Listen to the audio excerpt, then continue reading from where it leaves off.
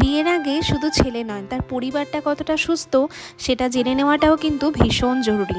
অনেক সময় আমরা একটা ছেলেকে ভালোবেসে ফেলি তার ব্যবহার, কথা বলা, ভালোবাসা দেখানোর ভঙ্গি দেখে। মনে হয় এ তো বুঝি পারফেক্ট একজন মানুষ। আমাদের সমাজে কিন্তু সেই মানুষটাকে যাচাই করার মাপকাঠি খুব সীমিত। সে কত টাকা আয় করে, দেখতে কেমন, পড়াশোনায় কেমন ছিল, তার মা বাবার প্রতি তার দায়িত্ববোধ কেমন।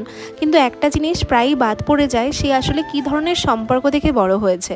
তার চোখের সামনে কেমন ছিল স্বামী স্ত্রীর সম্পর্ক। অনেকেই বলে ছেলেটা তো খুব ভালো, মায়ের কথায় চলে। কিন্তু সেই মাই যদি ঘরের বউকে সম্মান না করে, অথবা বাবা মার সম্পর্ক যদি সারা জীবন তিক্ততায় ভরা হয়, তাহলে সেই ছেলেটাও শেখে সম্পর্ক মানে অভিযোগ, অপমান সহ্য করে টিকে থাকা। ছোটবেলায় সেই স্মৃতি, সেই সম্পর্কের ছায়ায় তাকে গড়ে তোলে। সে হয়তো নিজেও জানে না তার মধ্যে কোন মানসিকতা বসে গেছে। সে মনে করে এটাই তো স্বাভাবিক, এভাবেই সংসার চলে।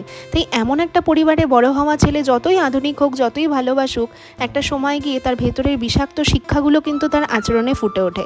হয়তো সে চিৎকার করে না বা মারধর করে না, কিন্তু স্ত্রীর কথা উপেক্ষা করা, সিদ্ধান্তে তাকে না রাখা, তার অনুভূতি না বোঝা, এসব ধীরে ধীরে সম্পর্ককে কিন্তু নিঃশ্বাসরুদ্ধ করে তোলে।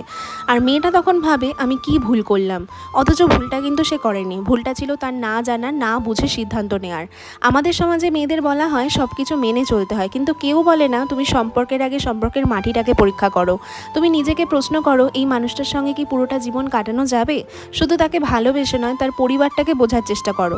কারণ একটা পরিবার যেমন শিশুকে গড়ে তোলে, ঠিক তেমনই সেই পরিবার ভবিষ্যতের সম্পর্কের ছায়া হয়ে দাঁড়ায়। যেখান থেকে সে এসেছে সেটা যদি সুস্থ হয়, সেখানে দাঁড়িয়ে সুস্থ ভবিষ্যতের স্বপ্ন দেখা অনেক কঠিন হয়ে দাঁড়ায়।